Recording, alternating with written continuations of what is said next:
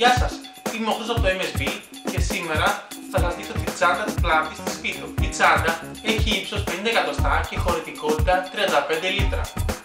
Αποτελείται από δύο χώρους. Η βάση είναι φτιαγμένη από 100% αδιάμορφο υλικό, ενώ το πάνω μέρος της τσάντας είναι φτιαγμένο από ελαφρύ αλλά πολύ ανθεκτικό υλικό.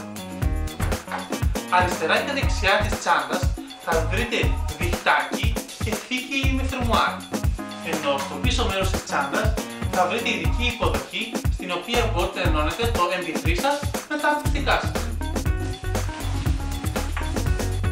Το κεντρικό φερμουάρ είναι αρκετά μεγάλο, έτσι ώστε να έχουμε πολύ καλή πρόσβαση στο εσωτερικό της τσάντας.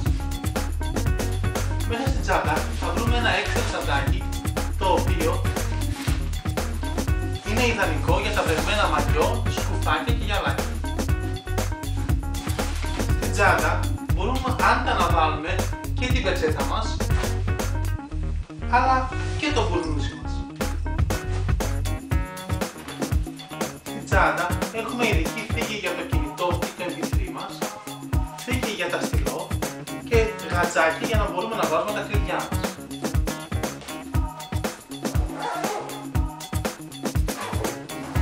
Στη βάση της τσάντας μπορούμε να αποθηκεύσουμε τις λιονάρες μας και τα παπούτσια μας.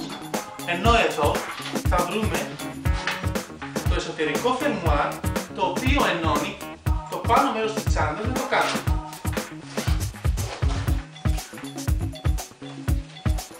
Έτσι, όποιος χρειάζεται μπορεί να έχει μεγαλύτερη χωρητικότητα. Για περισσότερες πληροφορίες μπορείτε να μας δείτε στο Facebook ως Make Sports Better ή στο κατάστημά μας στην Θεσσαλονίκη, στην οδό Βασιλής Σόλγας 177. Επίσης, μπορείτε να επισκεφτείτε το site μας στο www.msbswing.com. Ευχαριστούμε πολύ που είδατε το βίντεο μας.